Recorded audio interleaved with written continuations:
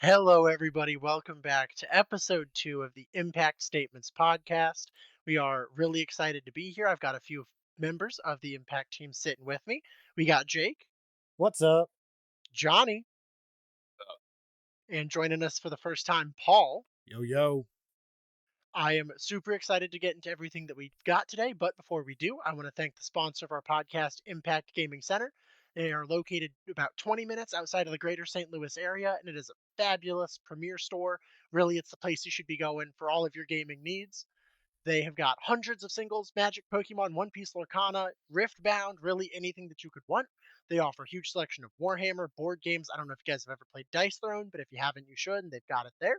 So really anything for all of your nerd hobby needs, find them. You can even shop online at impactgamingcenter.gg if you're not in the area, but if you are, you should stop by. Otherwise, if you're looking for anywhere to perform some kind of LAN center, I don't know if you remember playing some LAN parties. Battle for Middle Earth was my thing with my friends. Impact has a massive LAN center. I believe it's comprised of over 20 PCs, so you can get your friends together and go crush some games there. Otherwise, check us out at all our socials. We're on Twitch, YouTube, we're on Twitter, we're everywhere. So check us out, take a look at some of our content. You can see us playing Magic and Paper, and you can hear some more fun podcasts like this. So, with that out of the way, what I want you guys to talk about, or what I want us to really get to cover, is Standard. We're coming off of SCG Baltimore, and there's a lot of interesting stuff that's come up, a lot of neat things that have happened. So, I kind of want to cover what's the state of Standard right now, and as you know, the bans and restricted announcement is coming up for standard very soon. So once we kind of cover what's up with the meta right now, we want to start thinking about how that's going to change and what we think needs to change for the better. So to start with that, Jake, SCG Baltimore is over. Give me a rundown.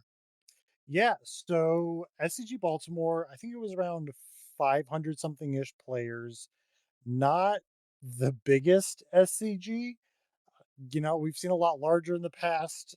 Standard may or may not be thriving right now. Standard is Uh, thriving. Don't I can't finish that sentence. standard is standard is drowning right now. It's And drowning in a it's kind of cauldron.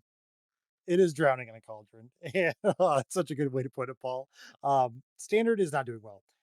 Of the all the standard decks that people brought to the tournament, is a cauldron made up 32% of the room, which being 175 decks, are finished with a win rate of 55%. So, usually in these large scale tournaments, we see the most popular deck in the room kind of even out a little bit, but even at a 55% win rate, that's still pretty high. Then we have the Boros Red X decks, the aggressive red decks, which were about 18.4%. And then everything that wasn't those two decks was less than 10%. So a pretty straightforward 1 and 1.5 deck meta with nothing else being that viable. The top 8 was 5 Cauldrons, 2 red aggros, and 1 Simic aggro. I want to get So, in this Simic aggro deck later. I'm excited yeah, for that thing. it it's a cool list and it's been around a while, but standard is just it's just homogenized into about 1 and, like, 1.5 decks. What do you guys think about the state of standard right now?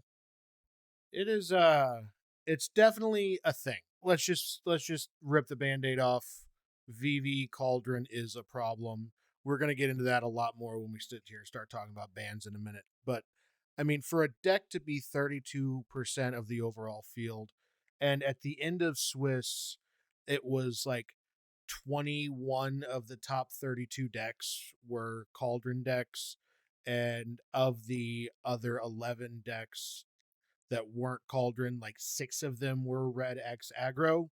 We got ourselves a problem. And not here to sit here and bash all night, but we've seen this coming. Everyone knew this was coming, and it wasn't addressed, and it just got worse. So something that I'm noticing is really interesting is that VV Cauldron has been at the top for a long time from what I'm seeing. And normally what happens, like if you think about modern, Charbelcher was the best deck for a while, and eventually it kind of got hated out of the format. Fill me in. Why aren't we hating VV Cauldron out of the format? Well, we're I think trying.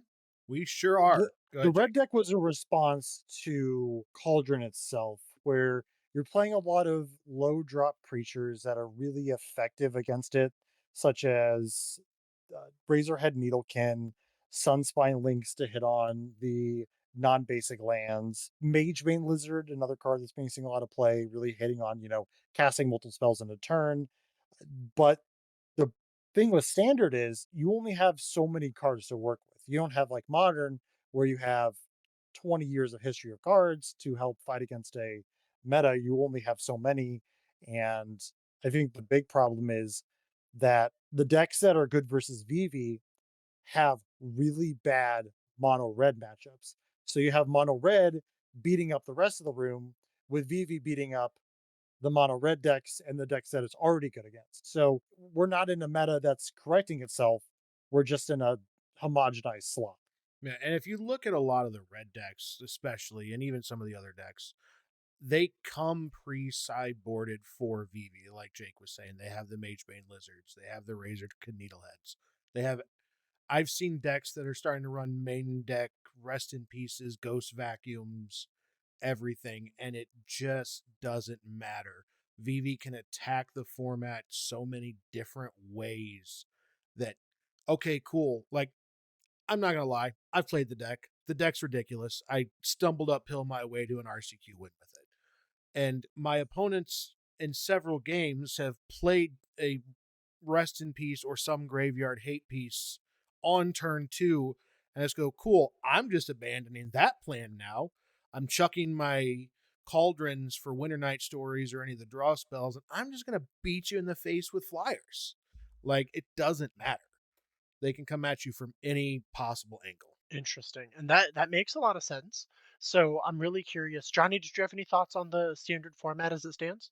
I mean, besides Is It Cauldron, there's a lot of interesting decks that I think look really appealing and would be fun to try. But I mean, personally, I just don't feel the time to invest in standard because of the Cauldron. But I do think there's a lot of potential, really fun decks. And like even just when you look at like MTG Goldfish, there is like so many variants of control right now. Which is someone who likes to play lots of control. I want to like really just play all these like, literally, you have 4 color control, Azorius control, Jeskai control, Demir control, like, the control mage in me really wants to just dive into this format, but then every time I, like, load it up on Arena, I'm just like, "Why am I playing this format?" So I'm really hoping that I can enjoy this format in a couple weeks, I Yeah. will say. And also too, it's just really disheartening to even if I had a free weekend to go to an RCQ, just to hear that a lot of the local RCQs are just having barely 8 people to fire, Mm. So it's like it's almost like I don't wanna say it's a waste of my time, but, like, I don't know, I kinda like the fact that, like, I'm going to a 20 plus person tournament and I have to kinda work for something, like, and have the grind and, like, the feeling of the grind, and it's just not there with, like, how the, local RCQs have been with the attendance and stuff, so it just makes me not wanna grind it. Yeah, I agree with Johnny's take on that 100%. And that's just not a local RCQ thing, that's a national RCQ thing. There are multiple shops across the entire country that have been saying, "Hey, I can't fire my RCQs." And that's really disheartening because it feels like from the player's perspective, Wizards has been doing a lot to try to push standard. I mean, we have what, 2 straight RCQ seasons of standard? And we don't know And what the then next next one year is. So, yeah, we don't well, we have this one and the right, upcoming one is standard, right. and but after that, we don't know what it is. So, they're really pushing standard a lot. Stores are I don't know if you guys have seen the promos they're doing for in-store stuff, but there's a Spider-Man standard tournament that sort of supposed to have where the winner gets the Spider-Man issue number one comic, but the comic is changed to have the magic card Spider-Man as like the front cover. And I not every shop is I think all maybe every shop's getting them. I think there was like 4 different arts you could get, but that's probably the more desired one. Are people gonna wanna show up and play these really cool events with these sick promos if you're like, "Well, boy, I'd love to go play in my 4-color control deck or my Simic mid-range, but I'm just gonna get cauldroned out," and that feels really bad. Or even worse, I'd love to go play this standard event. Oh, there's 3 people here. Yeah, that feels bad too. Like, I think what Paul says is kind of the icing on the cake is like, if I'm gonna go, invest a weekend into playing an RCQ or just like a some sort of standard tournament, and it's like a couple people, right? It feels like I've wasted my day now.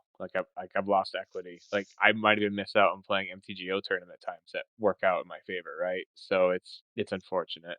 Yeah, Right. the It's last 2 RCQs, just to put a nail in that coffin, that I've been to at the larger stores, at our home store Impact, and then another one of the locals that's actually a premium location. We've had a total of 20 people between the 2 RCQs. That's just ridiculous. Like last modern season, the last Impact RCQ in modern, we had what, 55, 60 people. We were pushing 7 rounds. It was wild. And we I can't think even hardly fire. right. that's a great point. Like I think the RCQ I won, I think had 50 people, Yeah. and it was like one of the last few ones. It was a Sunday, and I was like, what a slugfest this is gonna be. Like it's you go from that to this, it's just depressing. So I think this begs the question, is standard less popular of a format, period? Or is standard less popular of a format because of what's going on in the format today? I think it's less popular because of what's going on. Because I will say, it has been kind of refreshing, I'll say, since I'm trying to say, like, since 20 the summer of 24 or 23. I can't remember what standard that was. There was a really good standard that was pushed really well. You could play, like, 8 or 9 viable decks. It was when you had the teamer analyst deck, the blue white deck, the toxic deck. You guys know what I'm talking about? What Yeah, summer that was? that It was was last standard season. it was It was literally last standard season. no, the one before that, I think, when Or No, because going into DC. RC Dallas. Was it Dallas? Yeah, it was Dallas. Yeah, but yeah, the point I'm getting at is like that. That felt like we came out of that standard with so much like hope and promise that like standard is literally going to be like the format to play. Like you're having so much fun playing standard, and the fact that we had a metagame for like 8 to 10 different decks in standard, like it was so much fun. There was a deck for everybody, and then to go to like here we are. Even the standard Yeah. before that was fine too. Like even though we had like Beanstalk and what was the other deck there? Like the Demir deck was pretty popular. The Crabs deck. Beans did nothing And wrong. Jake, I'll I stand by it. yeah. That's right. And Jake, I know you had some pretty strong feelings on that topic. What do you got on your mind? yeah, so my there's a couple takes on how do you think you fix the format? And honestly, I'm at two two paths, two forks of the road. Either number one, and I this is the one I don't think they're gonna do, is the reason we're in the situation we're in right now is that the format we are currently in shouldn't exist. Mm. Standard, a lot of these cards, I think it gets Wilds of Eldraine until the set before Foundations, whatever the set that was, I think Dustborn, yeah. Uh, those sets should not be in standard. Wilds or Dustborn should not be in standard right now. So we are technically in a fake format, if that makes sense. A format that was not tested for. And that's why we have VV Cauldron, is Cauldron was never supposed to be in a format with VV. And I think, truthfully, I think the only way to rectify this is come January 1st, or come the BNR, Wizard says, come January 1st, we're gonna fast forward and rotate the format. And I think truly that is the best way to handle this, because by the end of next year, we're gonna have 18 something sets in standard, which is huge. And That's Right. that ridiculous. shouldn't happen. That's insane. The way that I think they're gonna do it is what we got last time, where we just banned like 7 cards. And I get it. People don't like bans because it loses faith in wizards, but I don't think that standard players are like that, because a lot of standard players have the mentality of, and this is a lot because I go to a lot of local events, and the fun thing about playing at local standards is very few people play VV Cauldron. Very few people are playing the mono red decks. People want to play what they want to play, and I feel like it's the most refreshed after a big BNR. What do you guys think? I think they need to have less sets in standard again. I think we have way too many sets in standard, and I've thought that for a long time now. And I miss the days where it was you had 3 sets in a year, and you had your core set, and then you had a 2-year standard, and you moved on, Mhm. right? Because because standard actually had to be like, okay, like this is what you have to work with. That was the uniqueness of standard. You didn't have the biggest card pool.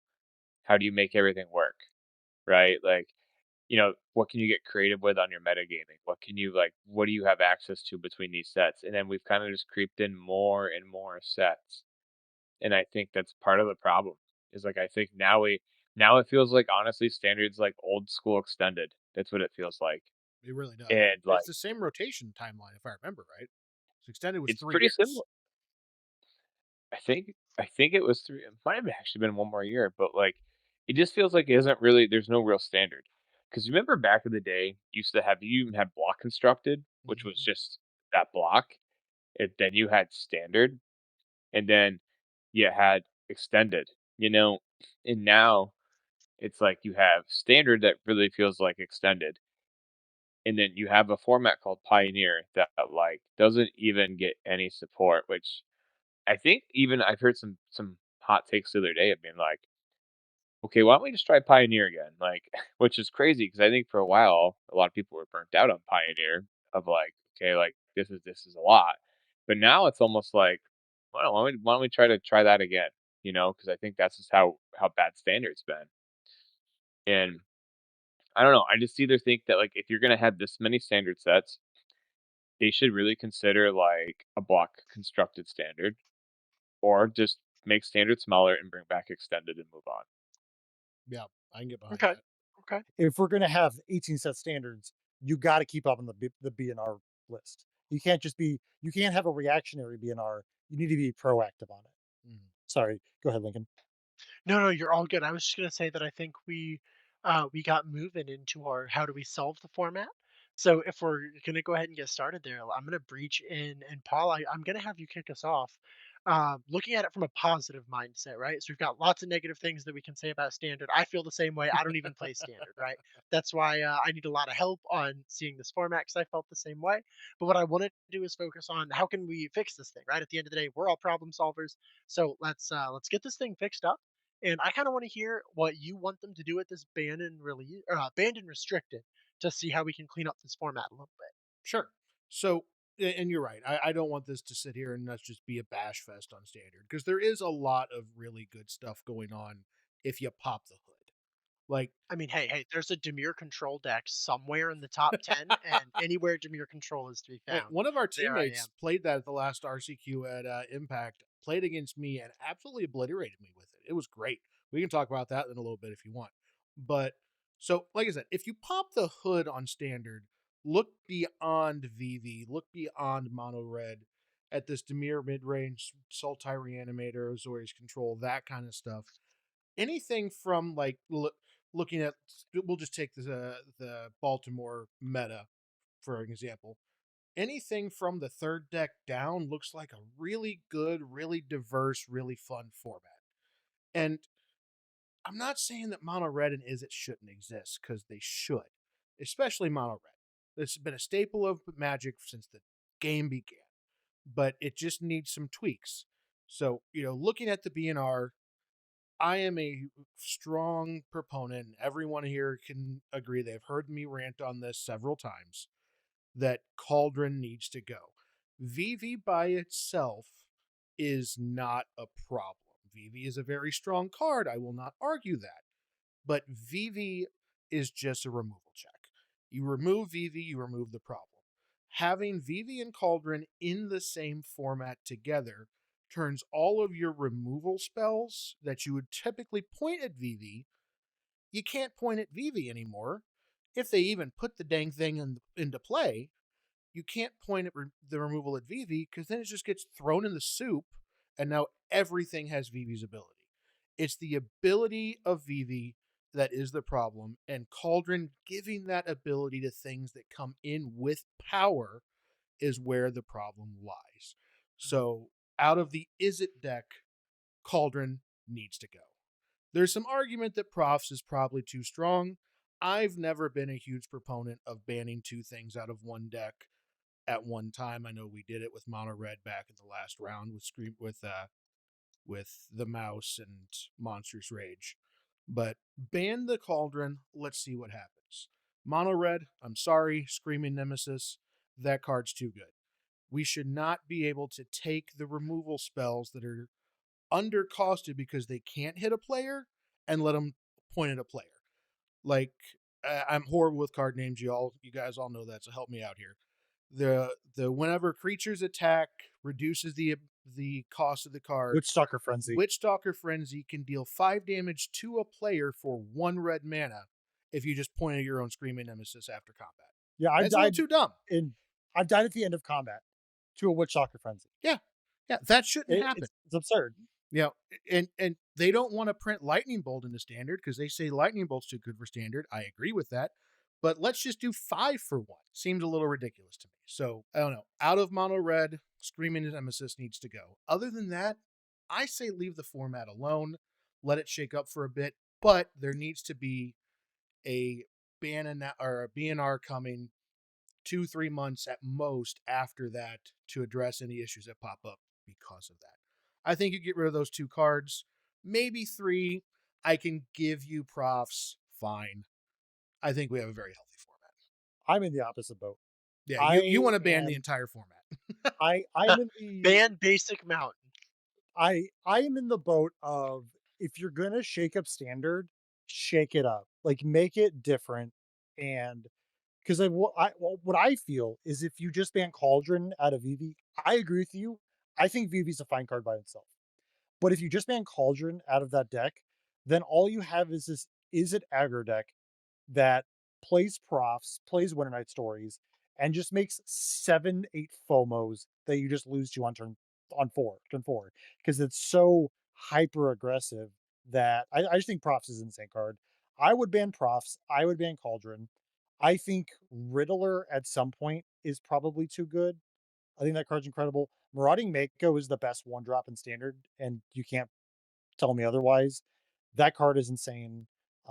Mono red, I agree with you on Screaming Nemesis. That card is should not be in the format.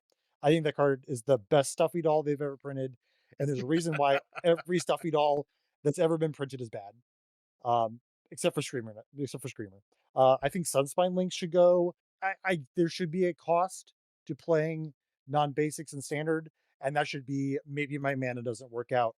Not that I should take 5 on turn 4 because I was on the play, because I got hit by Sunspine Links, and now I'm at, like, probably 2 3 to 6 life at that point. Then Dimir, I think if you nerf Is It Cauldron too much and mono red, Dimir mid becomes by and far the best deck. I love Kaido. If we're gonna have one planeswalker set, Kaido gets to be cool and good, I guess. There is counterplay to it. Bandit and Curiosity. The card's insane, way too good.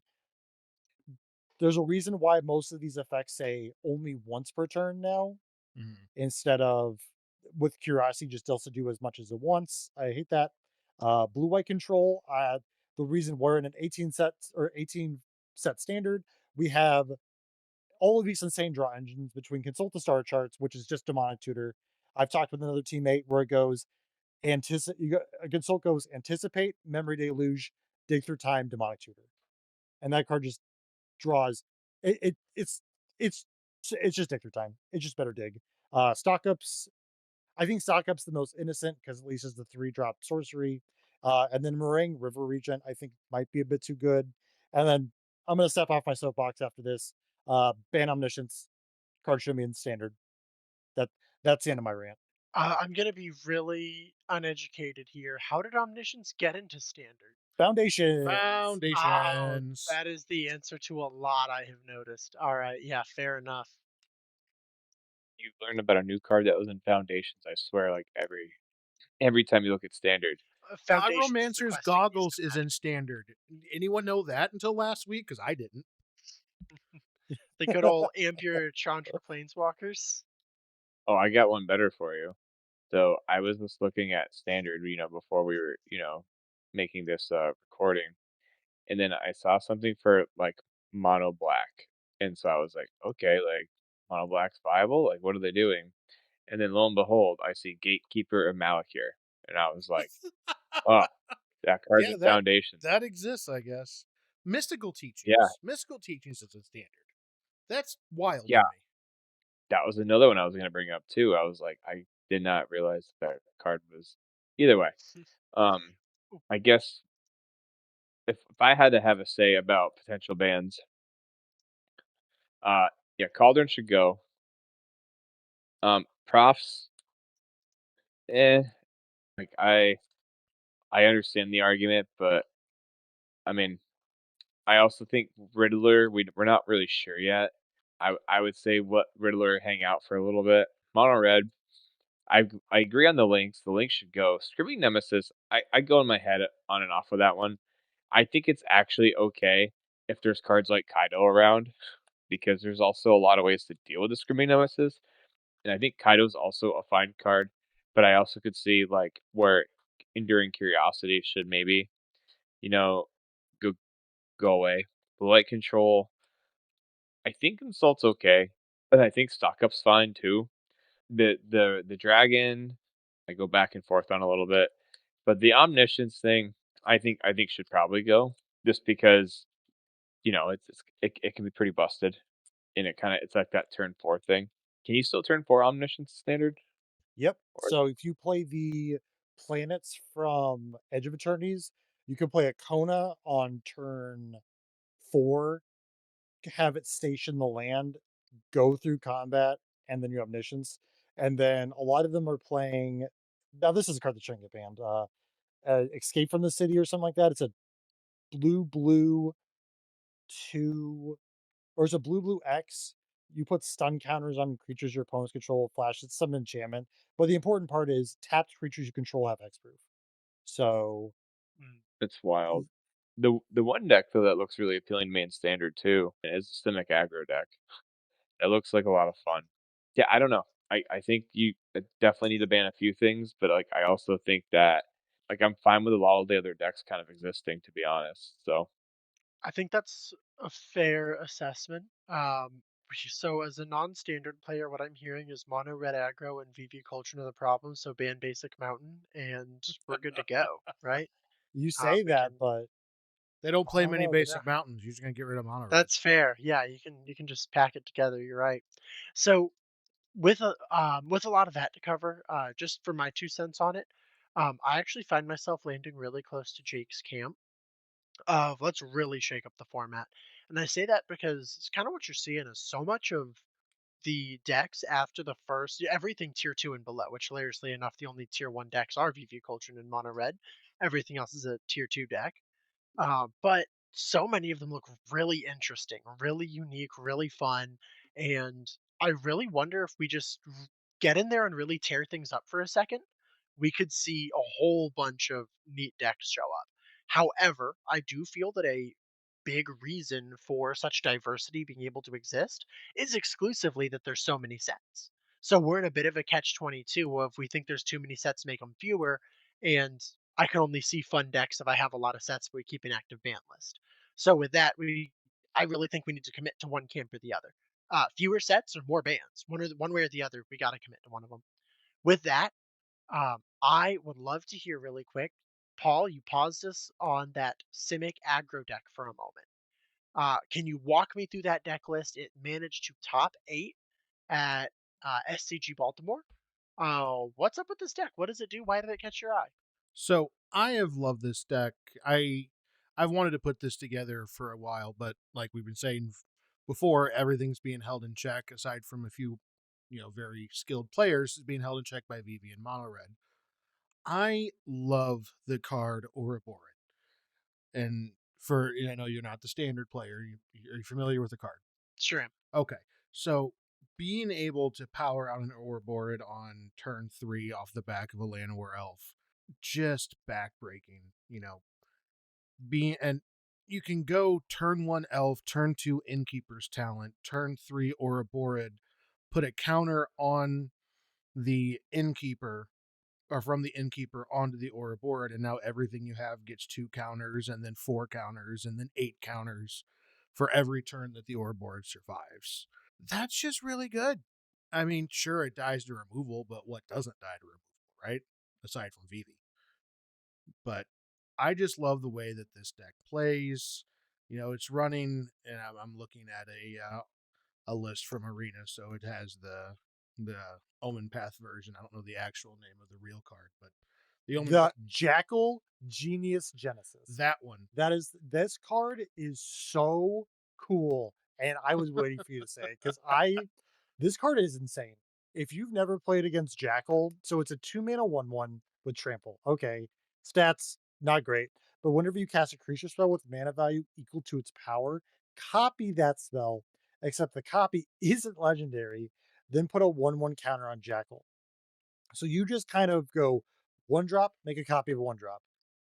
Really good 1 drop is Paw Patch Recruit because Paw Patch Recruit pays you off for having more creatures. Hmm. Then now we have 2 Paw Patches. Then what's wild with Jackal is if you play a Jackal, you can copy Jackal with if it's on 2. So now you have 2 Jackals with one not being legendary. And then it just So gets now we're just making more exponentially copies. worse. At some point, you make like 4 Ouroboros, and it's just insane. Yeah, No, it's so Jackal's much sick. fun. I think all three of us, because Johnny even mentioned this deck too, are really excited to see what this can do whenever Vivi goes away. Fantastic. Well, I am out of my standard topics. I know we've got a couple other things we want to cover, but before we move on from standard, anything else you want to cover? Anything you want to update for this upcoming BNR? I think we hit the nail on the head. I feel like I'm kind of in the minority for our group on take some minority bans, let the dust settle, then address it again in a couple months. One thing that is really nice though that they brought up in the announcement for moving the BNR up is they openly admitted that their cadence for BNRs are wrong and they're working on fixing that. If I were the one in charge of making that decision, it should happen once a month. And 9 out of the 12 months, 10 out of the 12 months, is going to be no changes, but it gives them a chance Yeah. to, hey, we found a problem, let's fix it. Nobody likes the emergency bans. Oh, we don't know what's going to happen or when it's going to happen. But having that once a month cadence where 90% of the time nothing's going to happen, but hey, there's a problem, let's not wait 6 months and let people suffer. They can just fix it. Yeah. No, I agree fully with that. That even if you don't do anything, having the cadence come around infrequently doesn't really do the players any favors. Mm. Alrighty. Well, I know there's a subject that I'm really excited for.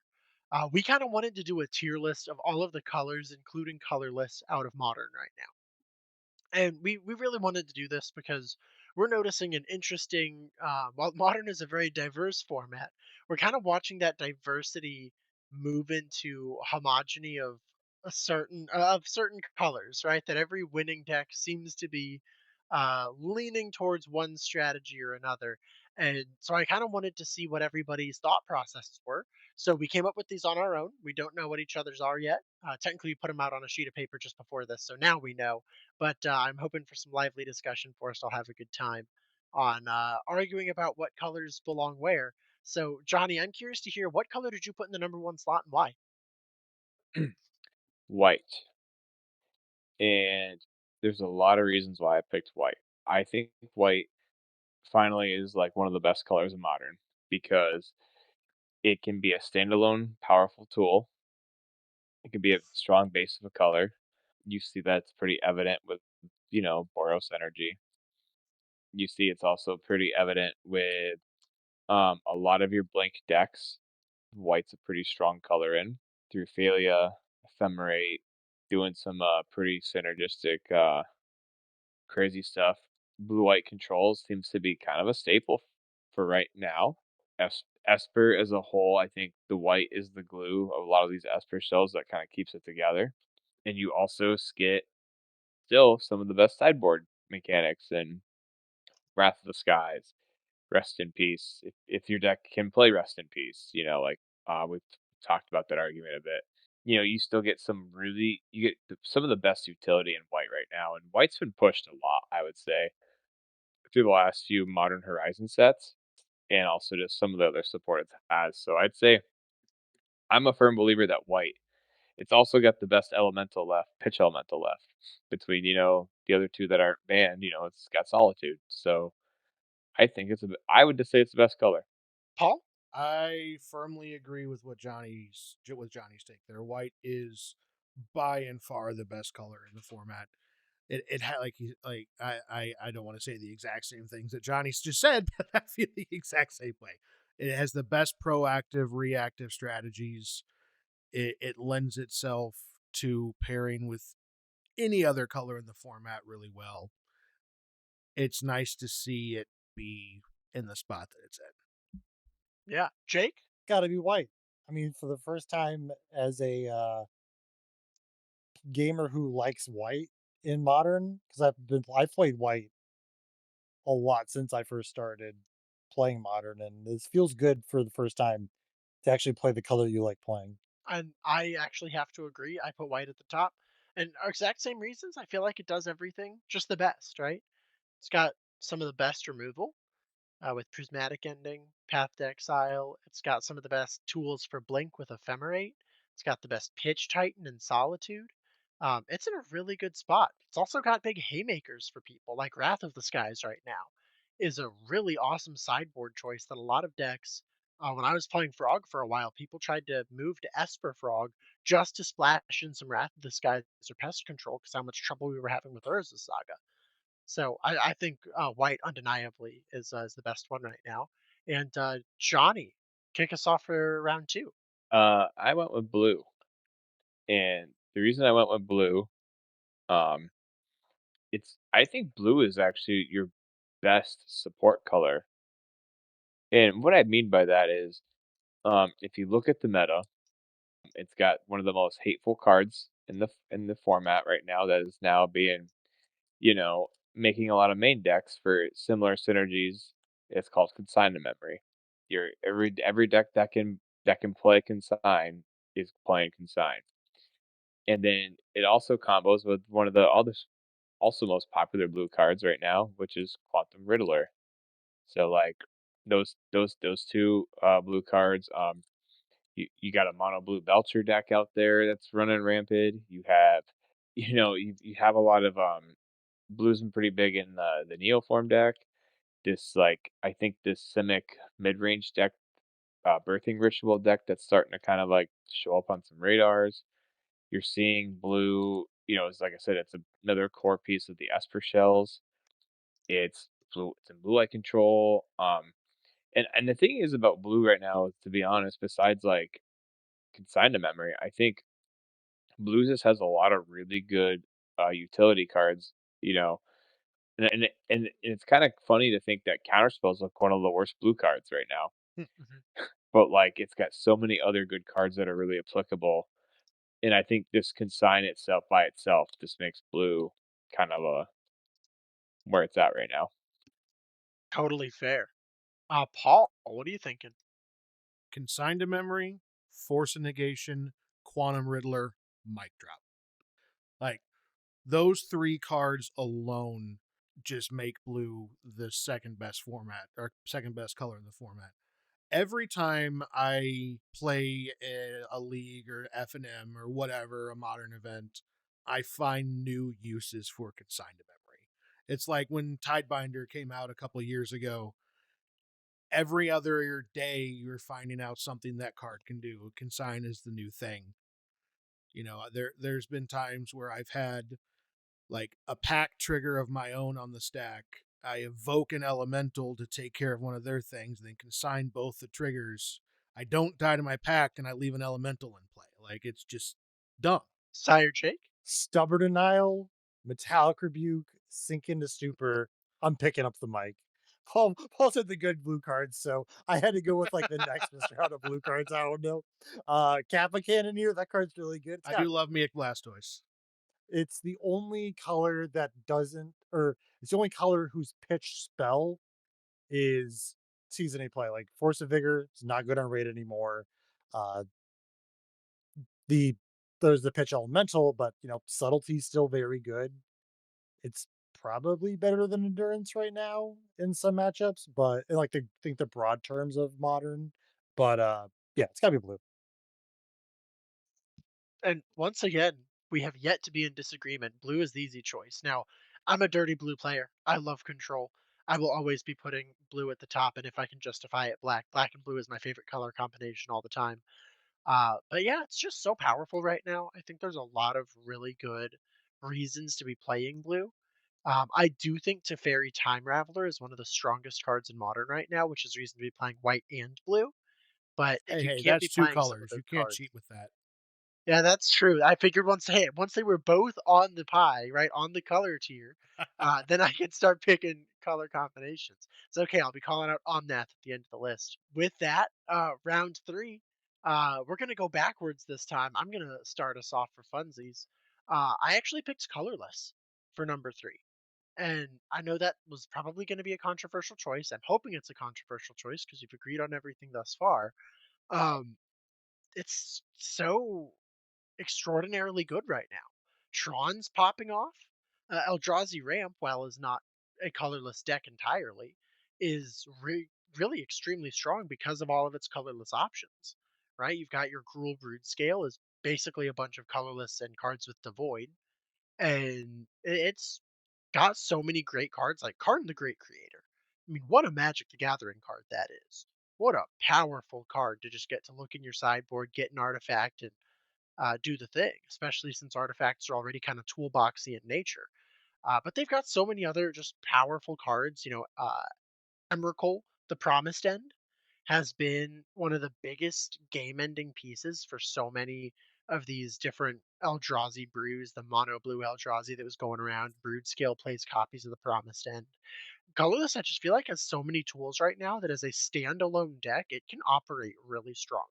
We're going backwards, so Jake, what are your thoughts on that? If commands get to be limited by their color choices, why does Kozilek's command get to be the best of everything when it has no colors? It's gotta be Preach. colorless. It's, not just Eldrazi, but artifacts, you know, Affinity is just a whole bunch of 0 costed, no colored spells, Urza Saga is the core of a lot of decks in the format right now, and that card is pretty much as colorless as you're gonna get. It's gotta be colorless. Number 3 for sure. All right, all right. Well, looking for some disagreement here, Paul. Well, I hate to disappoint you, but you're a dirty blue player. I'm a dirty Tron player. I Oh, I love the colorless decks.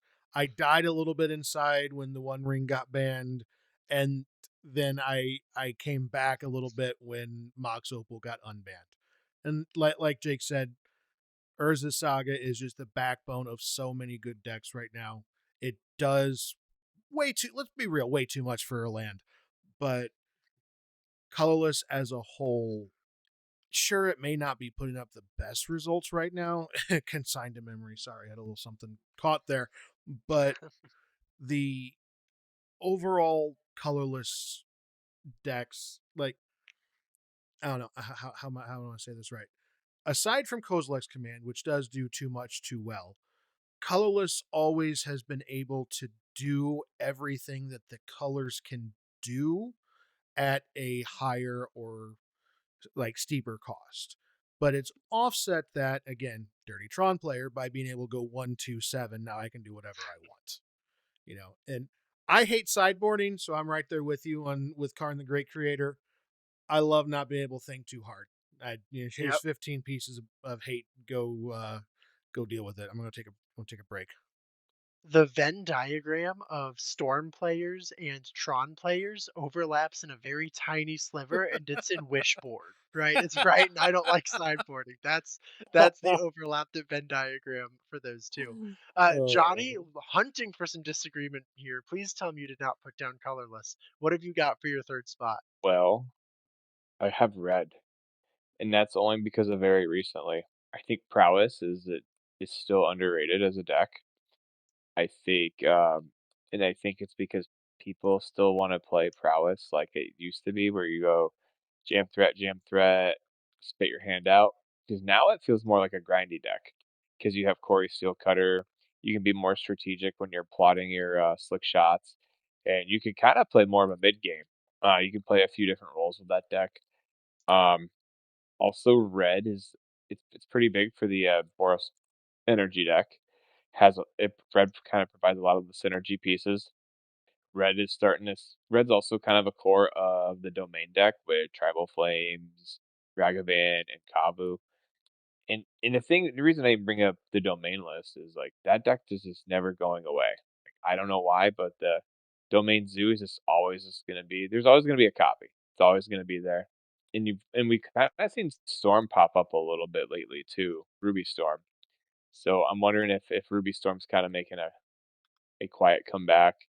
And and now that you're seeing these Jeskai Blink decks, so red's kind of getting more popular with that as well. So I think, and also like affinity, we have to acknowledge affinity has red in it now. So I think, I think red's kind of creeped up a little bit. I would have said colorless a couple weeks ago, but I think red is starting to be pretty up there right now. I appreciate you, Johnny. We value your dissension from the ranks greatly. I hear where you're coming from. I really do. Sire Paul, kick us off for your fourth place. Fourth place for me is black. Like it still is a fine color. It does what it does, and it does it very well. Turn one thought sees why it may not be necessarily good right this second. It's still a very strong play. And you have some of the best spot removal, creature removal in Fatal Push that has ever really been printed. And it does have its utility pieces. Your Emperor of Bones. It I give me grief back, please. No, don't actually give me grief back. That card was busted.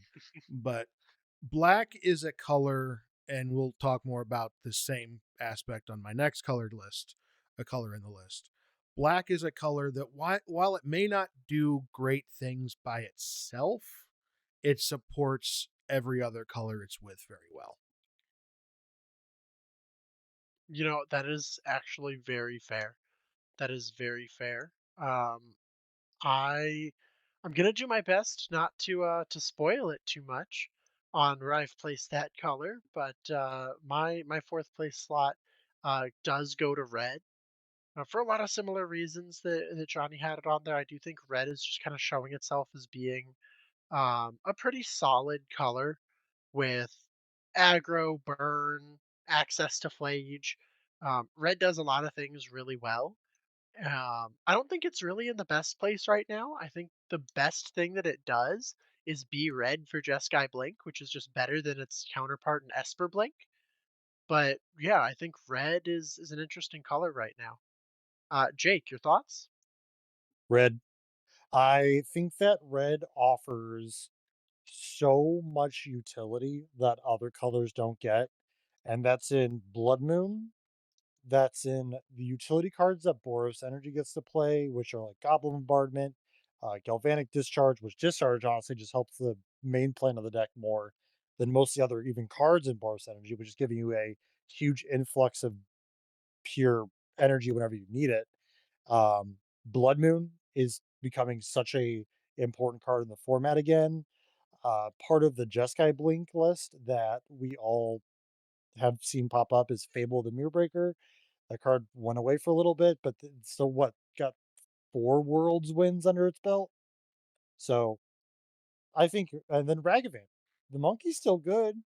You sideboard it out a lot, but the monkey's still nuts. I can agree with that. The monkey is very scary. Sire Johnny. Um, this one's probably going to be the most surprising, but green. And there's one deck in particular why I think green is, and I think it's because of Titan. I think Amulet Titan, um, in some regards, I think is still one of the strongest decks. While I understand like the flavor of the week right now is everybody wants to play some version of Ephemerate Blink decks, but I think green is just really good with Amulet Titan right now, and I've also been seeing a lot lately the Simic mid-range deck, the Birthing Ritual deck starting to pop up. But I'm also seeing it with a bunch of variants. Like I'm seeing Sultai versions, I'm seeing a few Teamer versions, and also like right now green. I'm also seeing like the Brood Scale deck kind of come back a little bit. I think right now like green just has a little bit more than I would say my next couple colors do. But I don't know. And I also think that depending on how the meta shifts, I think we might see some green based decks that start attacking some of the top decks here soon. Well, the Simic Ritual making the Pro Tour. Shout out to Kamari for that list. Maybe we'll see green show up in that way.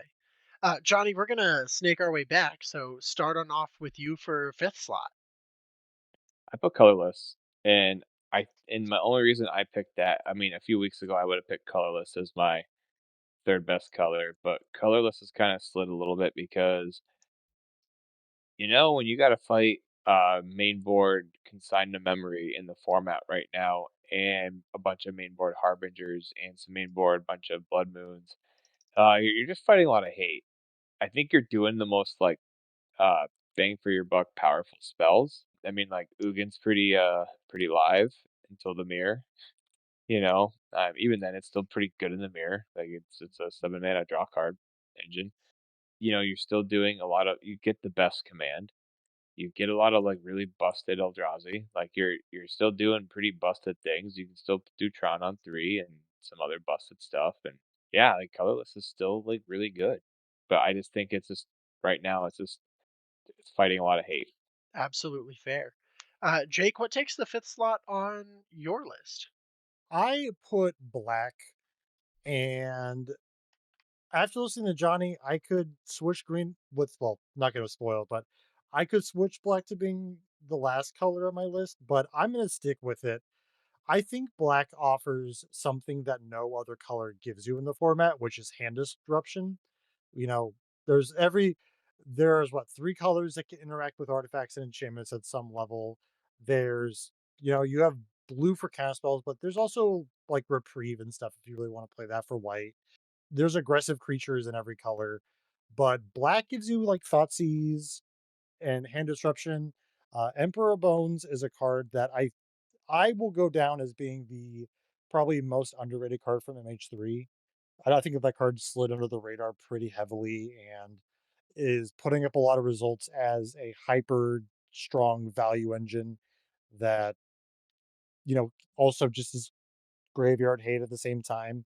I think the main problem that black has right now in the format is that blue and white are doing other things better, and there's just not really a point on playing the black cards. Plus, does it really matter when you thought seize your opponent when they just quantum riddler and drew out of it anyways? So yeah, I'm gonna put black there. Yeah. Paul? I have to go with red. And my thought process here, it's very similar to black and they're very close for me. But red fills a lot of niches very well. It like same like I said, same thing with black. It pairs with other colors well, but by itself, aside from like to what Johnny said, Ruby Storm making a little bit of a resurgence here, it's not a very strong color on its own. Like looking at Boros Energy, almost exclusively white, aside from maybe some fables, some uh, pyromancers, and of course the bombardments. But you can take those cards out and still have a very strong mono white aggro deck. You know, red is, like I said, it's a support color. It Black does what red can do, where red can't do what black can do. Black can kill creatures. Black has strong creatures of its own. Red can't touch the hand, to like what Jake was saying. So I'm putting red in the fifth spot. I think that's fair. Personally, I've got green in the fifth spot. I think that it only my language is going to go from positive to negative here on what the good things the colors can do to why I don't like it very much. But looking right now at just what the modern metagame looks like, green is only ever a supporting color. they're kind of by accident. You've got Basking Brood Scale. Like the Brood Scale list is probably your best green representation. Otherwise, it's kind of like Malevolent Rumble Tribal everywhere else that you see green. Uh, you've got your Domain, which like is 5 colors. So come on. Uh, they're only not playing black, which you'll notice is the only color I haven't mentioned yet. Esper Reanimator plays it because they need it to cast Atraxa. Eldrazi has it as its side color of choice. And then, of course, Amulet Titan being the one breakaway, the one that's had me really decide that green deserves to be 5 instead of 6. So, because it's already been spoiled a little bit, I'm going to move right into the sixth spot, which I've had to put black. Looking at these decks, it is so underrepresented. The deck that plays the most is Esper Blink, which is just being outperformed on every stage by Jeskai Blink. Like you just take out the bad black cards, you put in the good red cards, suddenly you have a better deck. Um, sure, it does some Thought Seize. I think Jake already hit on it pretty well that Thought Seize isn't that great right now. It's in an awkward spot, and Riddler really reduces the value of hand disruption right now. So, really looking for it, you don't see representation until in the deep, deep dregs of tier 2, where you see Grixis Reanimator and Demir Frog right along with Demir Mill. So, like, not worth playing, right? And I'm a frog player at heart. It hurts my soul to say that. But black just doesn't do a lot of what it needs to do right now. It's my favorite color.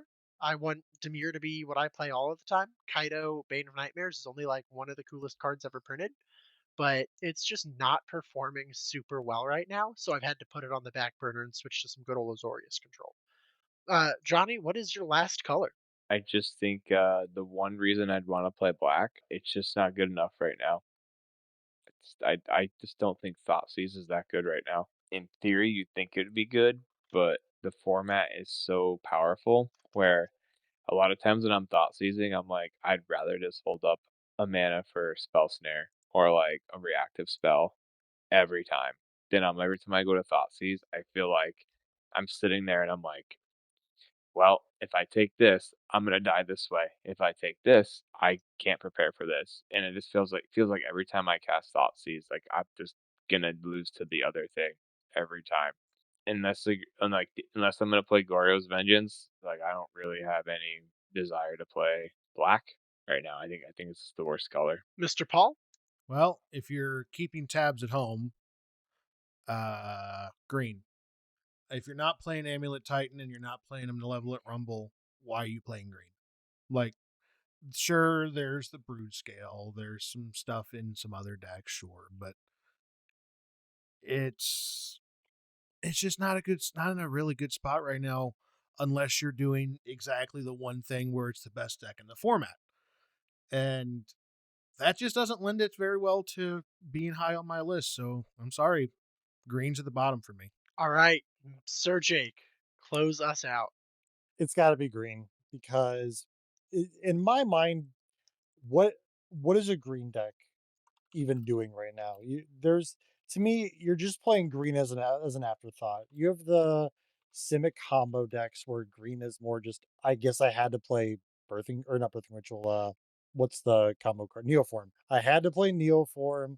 Oh, I had to play green because of Rumble. I guess sowing Mycospawn is a green card.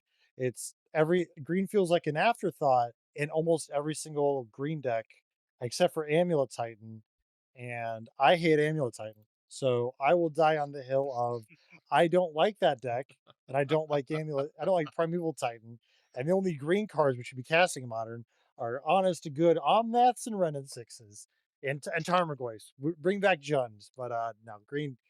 Other than endurance, what's green even doing right now? I think that is a perfectly fair assessment. So, you know what I found most interesting about that exercise? Is how much agreement we were accidentally in.